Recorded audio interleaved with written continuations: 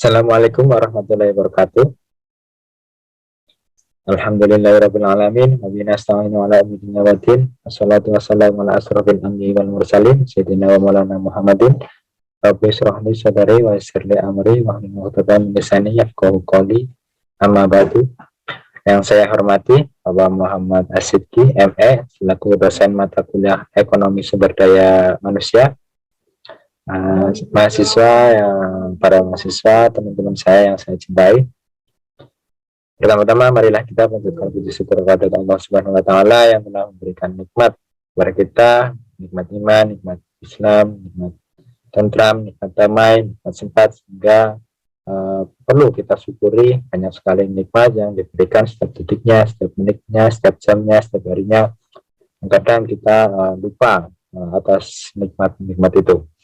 Salawat serta salam dan doa kita curahkan kepada Nabi Agung Muhammad Sallallahu Alaihi Wasallam yang kita harapkan sahabatnya di yaumil kiamah nanti.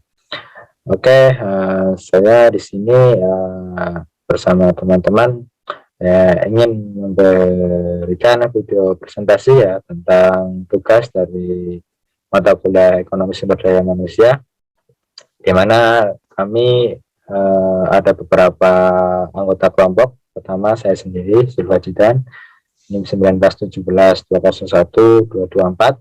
Selanjutnya ada Intan Amelia Damayanti 1917201245.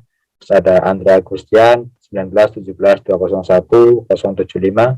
Ada Sari Cindy Astuti 1917201230. Novi Amara Dewi 1917201047. Dan terakhir ada Zaki Alif Aziz 1917201221. Oke, untuk bersingkat waktu, video presentasi akan dipresentasikan oleh teman-teman saya.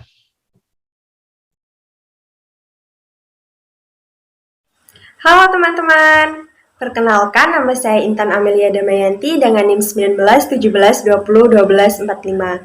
Di sini saya akan menerangkan mengenai ketenagakerjaan.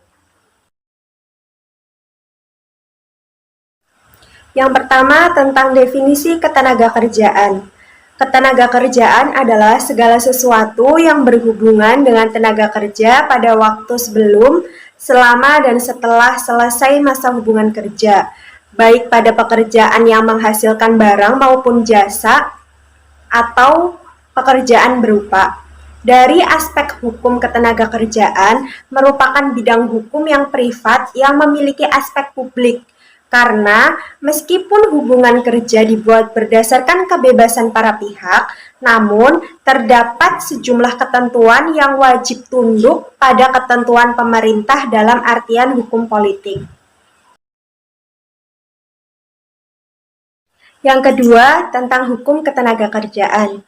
Hukum ketenagakerjaan di Indonesia diatur di dalam Undang-Undang Nomor 13 Tahun 2003, di mana berisikan segala hal yang berhubungan dengan tenaga kerja pada waktu sebelum, selama, dan sesudah kerja.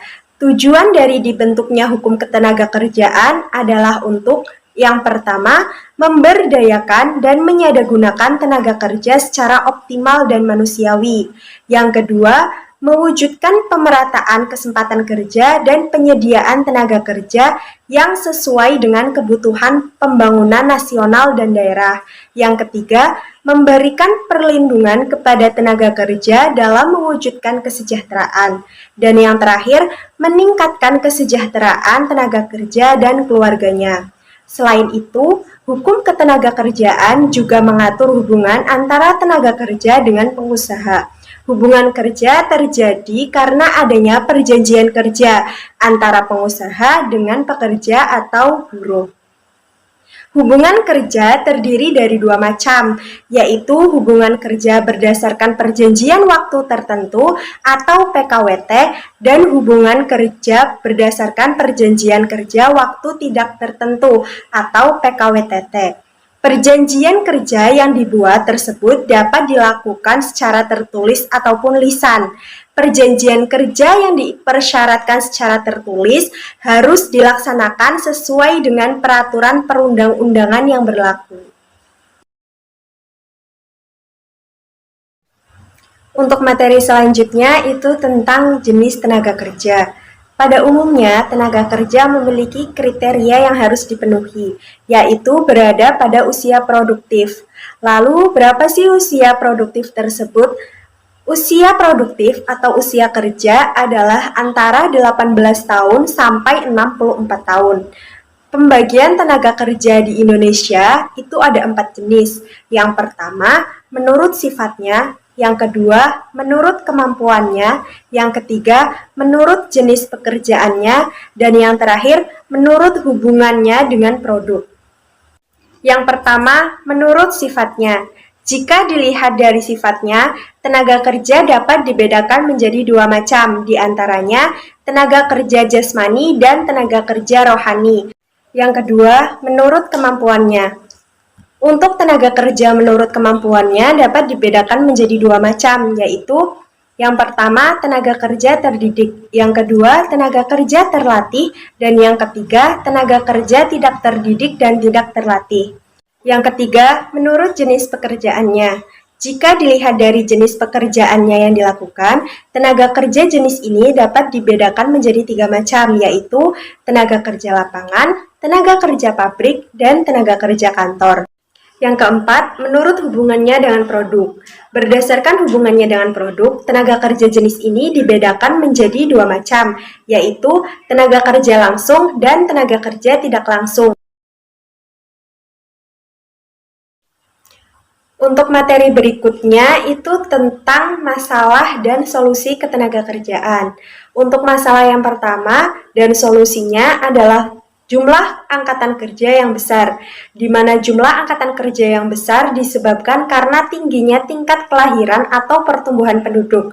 Maka solusi yang tepat dilakukan oleh pemerintah dalam menekan atau mengurangi tingginya tingkat pertumbuhan penduduk, yaitu dengan memaksimalkan pelaksanaan program keluarga berencana atau biasa disebut dengan KB.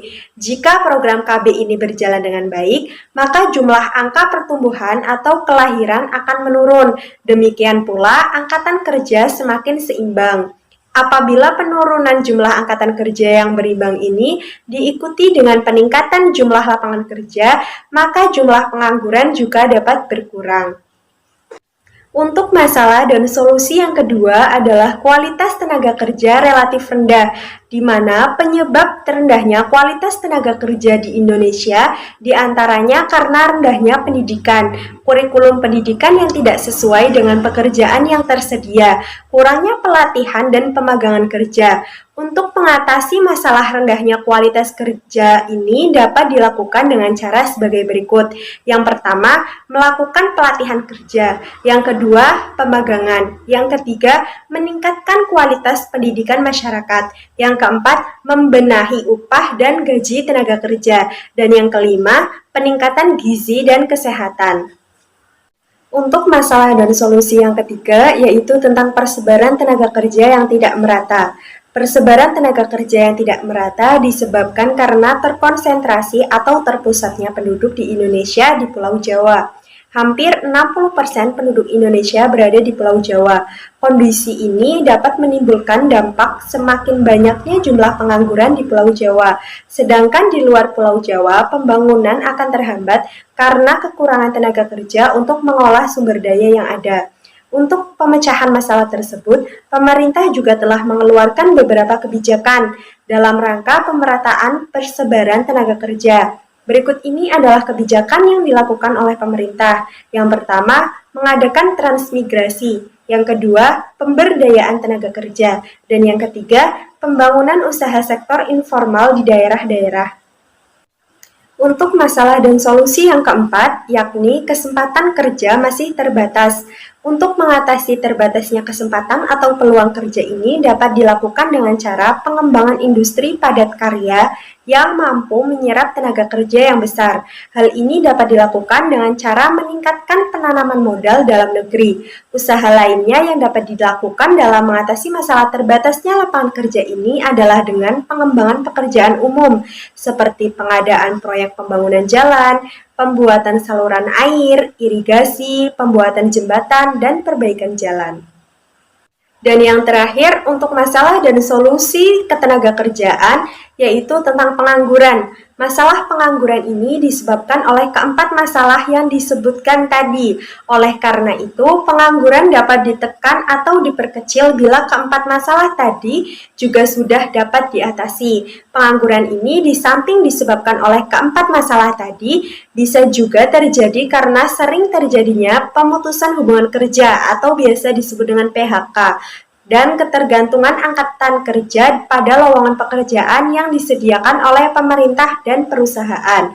Mereka lebih suka menunggu lowongan pekerjaan dibuka. Jarang sekali dari mereka atau angkatan kerja yang berkeinginan untuk menciptakan lapangan kerja sendiri melalui kegiatan wirausaha.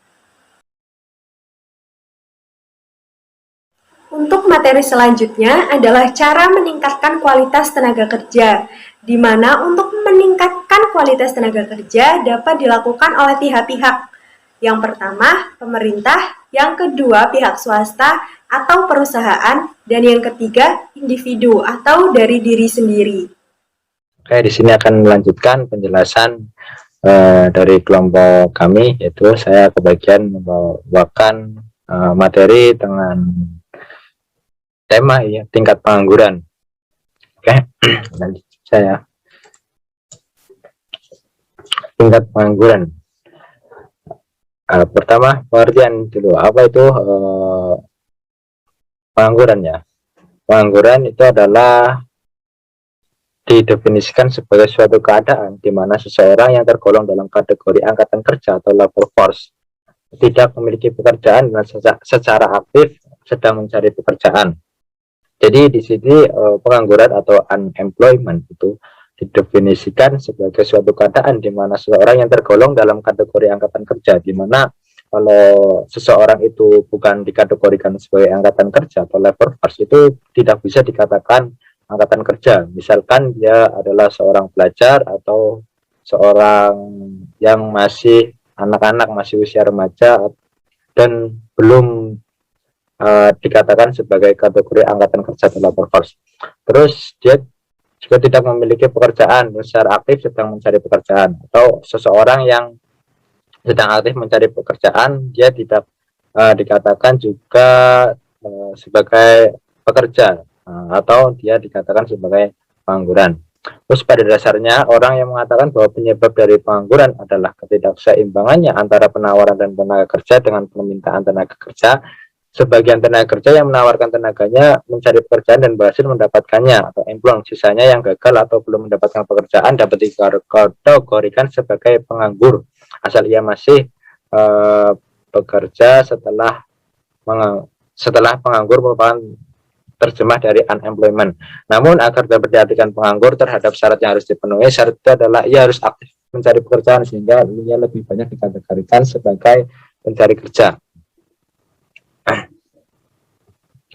Terus selanjutnya adalah jenis-jenis pengangguran.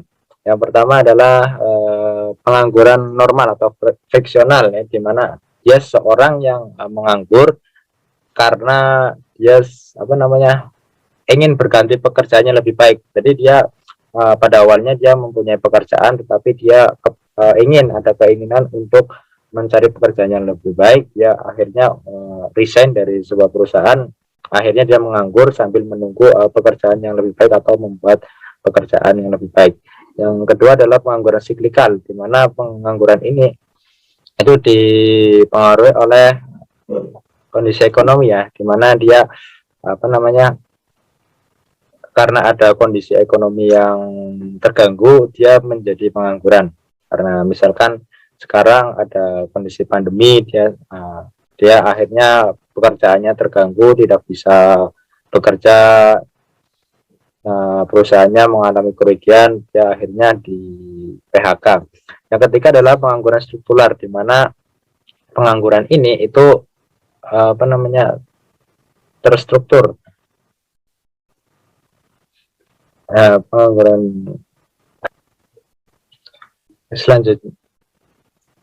selanjutnya adalah pengangguran siklikal ya. Pengangguran struktural. Jadi pengangguran struktural adalah pengangguran yang ketika terjadi peralihan perekonomian dari sektor perkebunan ke sektor industri. masyarakat yang ingin bekerja di sektor industri itu sulit untuk bekerja karena mereka terbiasa bekerja di sektor perkebunan, sehingga dia harus menyesuaikan diri bila ingin bekerja di sektor industri. Terus selanjutnya adalah pengangguran teknologi. Pengangguran teknologi ini terjadi karena ketika zaman semakin maju, itu para teknisi, para profesional itu sudah tergantikan oleh mesin. Jadi misalkan di sebuah bank yang tadinya teller itu dikerjakan oleh karyawan, nah sekarang ketika ada teknologi baru, itu karyawan teller bank itu sudah tidak dibutuhkan lagi karena sudah bisa diproses melalui mesin secara otomatis. Nah, orang yang tergantikan oleh teknologi atau mesin itu dinamakan pengangguran teknologi. Terus selanjutnya adalah jenis-jenis pengangguran berdasarkan ciri-cirinya. Yang pertama adalah pengangguran terbuka, di mana pengangguran ini tercipta karena pertambahannya lowongan pekerjaan yang lebih rendah dari pertambahan tenaga kerja. Pengangguran terbuka ini itu banyak terjadi ya di sekitar kita. Banyak yang ingin mencari kerja tetapi lowongan pekerjaannya itu sangat terbatas, sehingga orang-orang itu perlu bersaing untuk mendapatkan pekerjaan. Nah, orang-orang yang kalah saing atau tidak mendapatkan lowongan pekerjaan ini adalah dinamakan pengangguran terbuka. Yang kedua ada pengangguran tersembunyi. Pengangguran ini atau nama lainnya hidden unemployment, itu mengacu pada orang yang sebenarnya menganggur tetapi tidak tercermin di angka tingkat pengangguran resmi. Nah, ini mencakup mereka yang berhenti mencari pekerjaan karena patah semangat, dan mereka yang bekerja tetapi kurang dimanfaatkan. Jadi orang-orang pengangguran tersembunyi ini kadang-kadang dia bekerja tetapi kadang-kadang juga tidak bekerja gitu. Kadang-kadang dia bekerja sesuai moodnya, atau tiba-tiba dia mengalami gangguan di dalam lingkungan kerjanya sehingga dia patah semangat, kemudian dia tidak bekerja. Ini dinamakan pengangguran tersembunyi. Yang selanjutnya adalah pengangguran bermusim. Pengangguran bermusim adalah pengangguran yang tercipta akibatnya musim yang ada. Biasanya pengangguran ini terjadi di sektor pertanian atau perikanan. Pengangguran ini bisa disebabkan oleh lingkungan alamnya. Misalkan yang tadinya musim pertanian ya, yang tadinya dia adalah petani, karena tiba-tiba musim paceklik atau musim yang lainnya sehingga dia tidak bisa bekerja untuk bertani. Atau di perikanan yang tadinya melaut di bulan ini, tiba-tiba pada bulan tertentu dia tidak bisa melaut karena bukan musimnya untuk mencari ikan. Terus keempat yaitu pengangguran setengah menganggur, di mana pengangguran ini itu kayak freelancer, bisa dikatakan freelancer. Dia bekerja tetapi tidak penuh dengan jam kerja. Dia misalkan jam kerjanya normalnya itu adalah 8 jam kalau nggak salah ya. Tiba-tiba dia hanya bekerja 1 jam, setelahnya dia tidak tidak mempunyai pekerjaan, tidak mempunyai aktivitas untuk bekerja. Ini biasanya pengangguran setengah menganggur. Terus selanjutnya adalah dampak dari pengangguran. Dampak dari pengangguran yang pertama adalah pengangguran menyebabkan masyarakat tidak dapat memaksimumkan kesejahteraan yang mungkin dicapai. Jadi dampak yang paling kelihatan ya, kesejahteraan masyarakat itu tidak bisa dicapainya karena ya dia menganggur. Bagaimana dia memaksimumkan kesejahteraan? Nah, kalau saja dia tidak bisa mencari uang dengan maksimum, mungkin kesejahteraannya akan terganggu. Misalkan dia itu mempunyai tanggungan beberapa anggota keluarga yang harus dia tanggung kesejahteraannya, tapi dia tidak tidak bekerja, tidak bisa menghasilkan uang untuk kehidupannya, maka pengangguran ini bisa menyebabkan kesejahteraannya tidak tercapai. Terus yang kedua adalah pengangguran yang menyebabkan pendapatan pajak atau tax revenue itu berkurang. Otomatis ketika semakin banyaknya penganggurannya, pajak untuk penghasilan itu kan kurang ya, dimana yang seharusnya pemerintah itu mendapatkan pajak penghasilan dari para pekerja, karena banyaknya pengangguran sehingga pendapatan pemerintah itu akan berkurang. Yang ketiga adalah pengangguran tidak menggalakkan pertumbuhan ekonomi. Seperti yang dibilang, pengangguran itu tidak menggalakkan pertumbuhan ekonomi ya.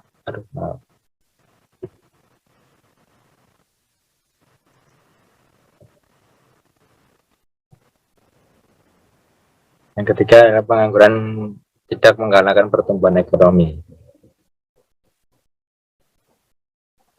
Terus selanjutnya dampak pengangguran terhadap individu dan masyarakat.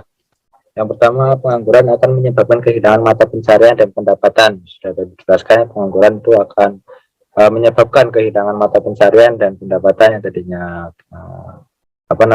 dia harus bekerja untuk mendapatkan uang, dan dia karena banyaknya pengangguran dia akhirnya karena dia menganggur akhirnya dia kehilangan mata pencarian dan tidak mendapatkan pendapatan.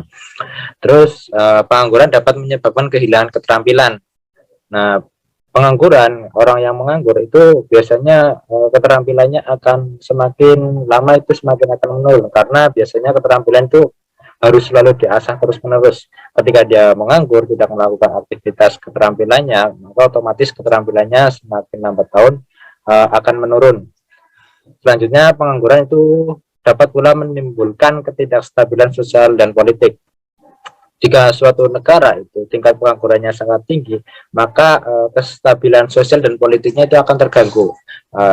Karena banyaknya orang yang menganggur, biasanya akan terjadi banyaknya tindak kriminalitas dan lain sebagainya. Maka pengangguran itu dapat menimbulkan ketidakstabilan sosial dan politik. Nah, saya akan mencontohkan ya, dari keadaan ketenagakerjaan di Jawa Timur pada periode Februari 2021.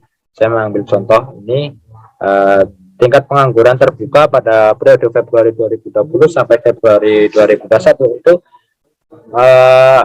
yang pertama pada Februari 2020 itu mengalami kenaikan sampai Agustus 2020 mengalami kenaikan 1,57% dibandingkan Februari 2020. Terus berlanjut ya, karena ini pada saat itu bulan-bulan ini adalah bulan-bulan pandemi, maka pengangguran itu bertambah. Terus lanjut sampai ke bulan Februari 2021, pengangguran itu mengalami penurunan sebesar 0,67% dibandingkan dengan bulan Agustus 2020. Terus dampak dari COVID-19 itu menyebabkan banyak pengangguran, terutama pada Agustus 2020 ya, karena lagi puncak-puncaknya COVID, maka pengangguran di bulan ini sangat tinggi-tingginya. Itu adalah data-data yang bisa saya sampaikan, dan lebihnya saya mohon maaf. Wassalamualaikum warahmatullahi wabarakatuh. Baik, saya Andre Gustian. Di sini saya akan menjelaskan tentang persebaran lapangan kerja.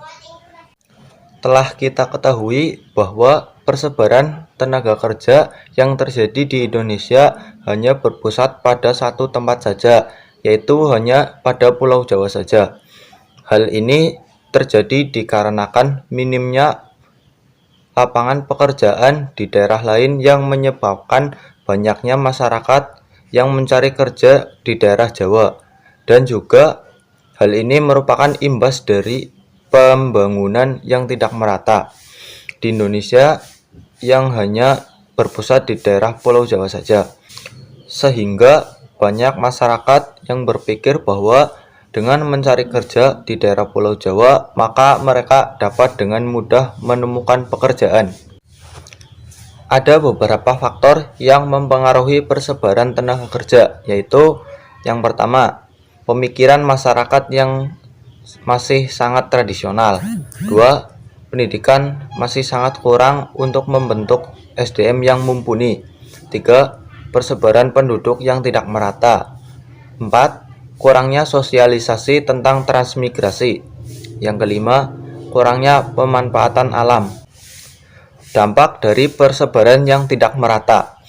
Yang pertama, banyak pengangguran di daerah Pulau Jawa.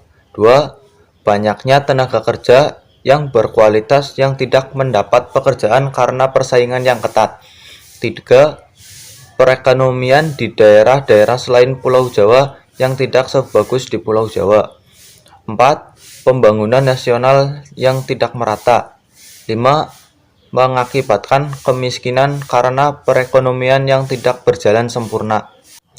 Kemudian, solusi yang dapat digunakan dalam mengatasi permasalahan penyebaran tenaga kerja yang tidak merata. 1. Mengadakan transmigrasi. 2. Pemberdayaan tenaga kerja. 3. Meningkatkan mutu tenaga kerja pemerintah dalam rangka meningkatkan mutu tenaga kerja dengan memberikan pelatihan bagi tenaga kerja. 4.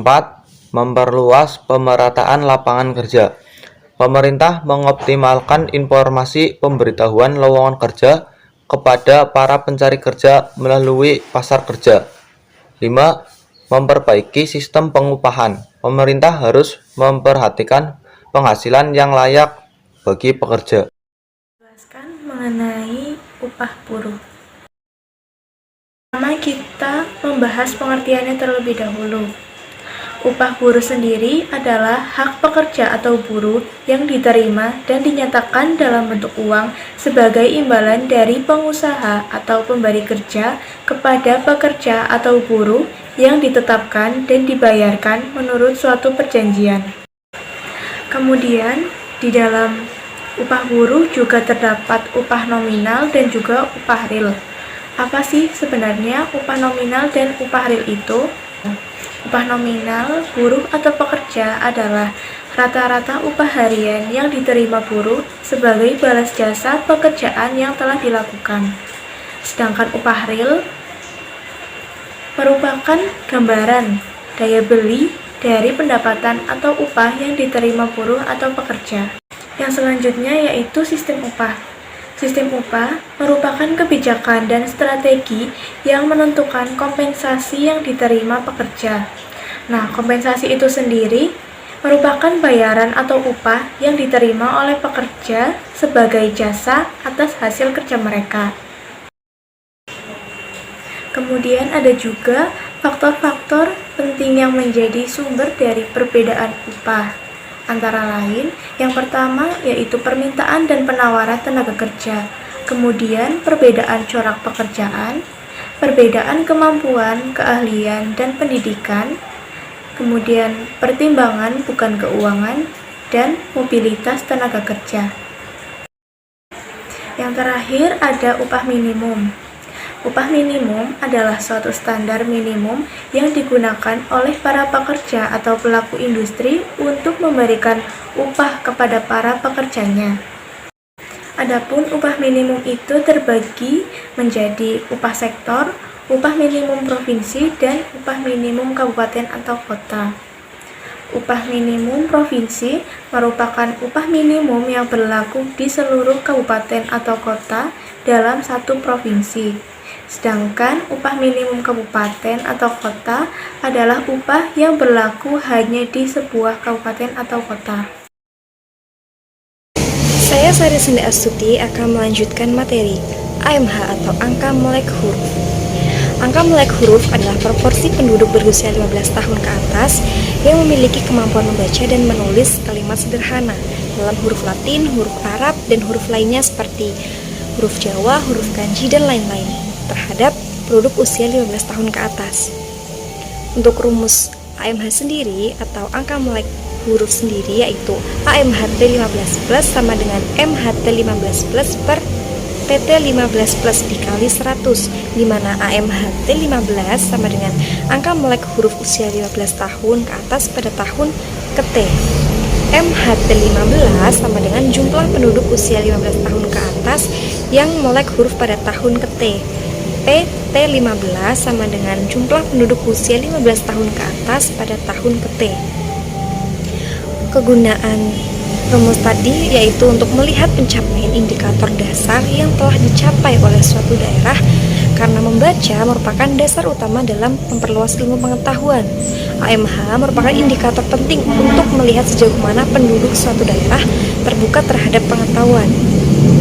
Angka melek huruf berkisar antara 0 sampai dengan 100. Tingkat melek huruf yang tinggi menunjukkan adanya sebuah sistem pendidikan dasar yang efektif dan atau program keaksaraan yang memungkinkan sebagian besar penduduk untuk memperoleh kemampuan menggunakan kata-kata tertulis dalam kehidupan sehari-hari dan melanjutkan pembelajaran.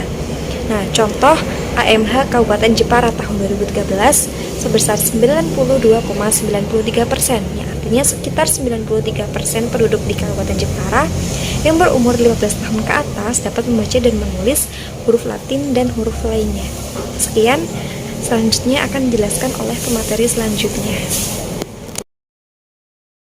Oke, saya Zakali Faziz akan melanjutkan materi berikutnya tentang pekerja anak. Definisi pekerja anak yang bekerja pada semua jenis pekerjaan membahayakan atau mengganggu fisik, mental, intelektual, dan moral anak-anak usia 12-14 tahun yang bekerja dianggap sebagai pekerja anak, kecuali jika mereka melakukan tugas ringan. Indonesia merupakan salah satu negara dengan jumlah pekerja anak yang cukup tinggi. Faktor penyebabnya bermacam-macam. Pada masa pandemi COVID seperti ini, dikhawatirkan jumlahnya akan terus bertambah. Adapun anak yang bekerja merupakan anak yang melakukan pekerjaan dalam jangka waktu pendek, di luar waktu sekolah dan tanpa unsur eksploitasi. Misalnya dalam rangka membantu orang tua, melatih tanggung jawab, disiplin, atau keterampilan. Nah, berikutnya, di sini ada berisiko tingkatkan jumlah pekerja anak. Yang pertama, usia minimum anak yang bekerja sesuai Undang-Undang Ketenagakerjaan adalah 13 tahun dengan syarat-syarat yang sangat ketat. Yang kedua, sementara itu pekerja anak melakukan pekerjaan secara intens sehingga mengganggu dan membahayakan kesehatan, keselamatan, dan tumbuh kembangnya. Yang ketiga, pembelajaran jarak jauh yang dilakukan selama pandemi COVID juga beresiko meningkatkan jumlah pekerja anak. Hal ini karena pandemi telah memunculkan ketimpangan akses teknologi informasi di samping krisis lainnya. Berikutnya ada krisis ekonomi akibat pekerja anak. Yang pertama di sini krisis ekonomi yang menyebabkan berkurangnya pekerja dewasa pada sektor-sektor tertentu. Angka kematian yang tinggi dan ketimpangan sosial dalam akses teknologi informasi untuk pembelajaran jarak jauh dalam meningkatkan risiko lahirnya banyak pekerja anak baru di tengah pandemi.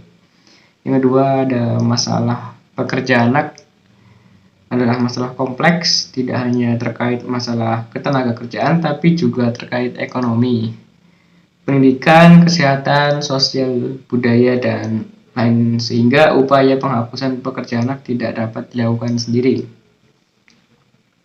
Oke, sekian untuk penjelasan dari pekerja anak. Terima kasih. Saya Kartika Tri Amartani, NIM 1917-2010-49.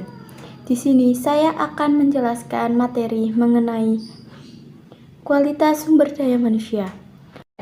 Kualitas sumber daya manusia adalah sumber daya yang memenuhi kriteria kualitas fisik dan kesehatan, kualitas intelektual atau pengetahuan dan keterampilan, kualitas mental atau spiritual.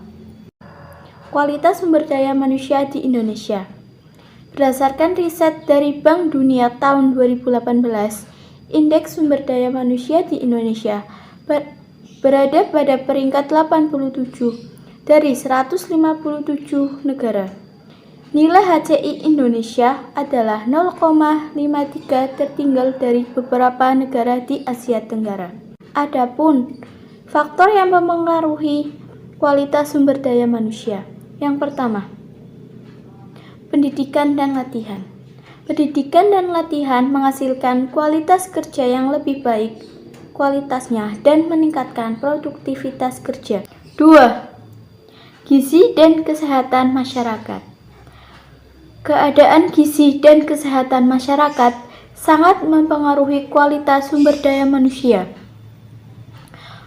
Yang ketiga, kondisi lingkungan dan sosial budaya.